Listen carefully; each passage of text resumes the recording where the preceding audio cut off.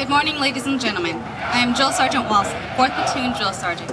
On behalf of Battalion Commander, Lieutenant Colonel Davenport, Battalion Command Sergeant Major Eastep, Battery Commander Captain Irby, and Battery First Sergeant Gandy, welcome to the Bravo Battery 1st Battalion, 40th Field Artillery, Class 4911, Family Day Activities. At this time, I would like to introduce you to the Battery Commander, Captain Jack B. Irby.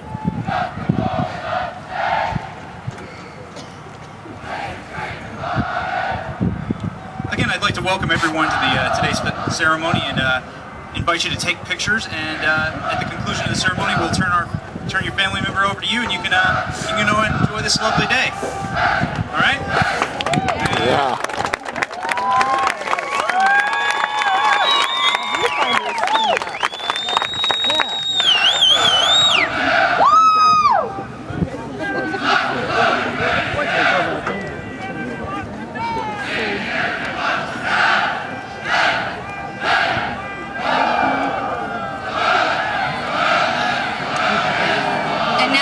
The moment you have all been waiting for.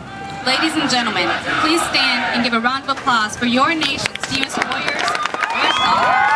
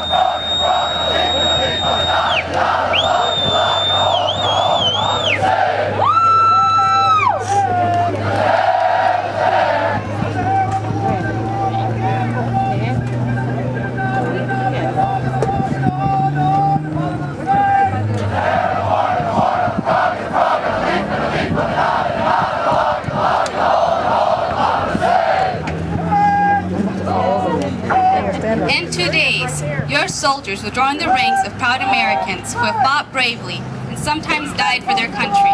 The American has shown himself strong and proud whenever and wherever the mission called. As part of our Family Day activities, we would like to provide all guests with a brief demonstration of some of the skills these young men and women have been taught over the course of the past 9 weeks. The training they have received here covered a wide range of soldier skills to include drill and ceremony, military customs and courtesies, military justice, rifle marksmanship, first aid, and nuclear, biological, and chemical defense training. Basic training is the starting point for instilling the Army core values of an American soldier. These skills, combined with our values, give them the tools needed to fight, survive, and win as a combined arms team.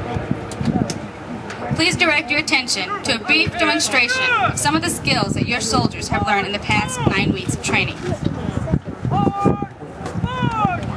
The purpose of drill is to enable a commander or non-commissioned officer to move his unit from one place to another in an orderly manner, to aid in disciplinary training by instilling habits of precision in response to the leader's orders, and to provide for the development of all soldiers and the practice of commanding troops. In 1775, when this country was striving for independence and existence, the nation's leaders were confronted with the problem of not only establishing a government, but of also organizing an army that was already engaged in war. For 3 years, General George Washington's troops hardships: lack of funds, rations, clothing, and equipment. In addition, they had suffered loss after loss to the superior British forces. These hardships and losses mostly stemmed from a lack of a military atmosphere in country. Recognizing the crisis, General Washington enlisted the aid of a Persian officer, Baron Friedrich von Steuben. Upon his arrival at Valley Forge on 23 February 1778, von Steuben met an army of several thousand half-starved, wrenched men in rags. He commented on a European army could not be kept together in such a state. To correct the conditions that prevailed, he set to work immediately and wrote drill movements and regulations at night and taught them the following day to a model company of 120 men selected from the line. To ensure continuity and uniformity, von Steuben, by then a major general and an army inspector general, wrote the first Army Field Manual in 1779, the regulations and the order and discipline of the troops of the United States, commonly referred to as the Blue Book. The drill procedures initiated at Valley Forge were not changed for 85 years, until the American Civil War, and many of the drill terms and procedures are still in effect today.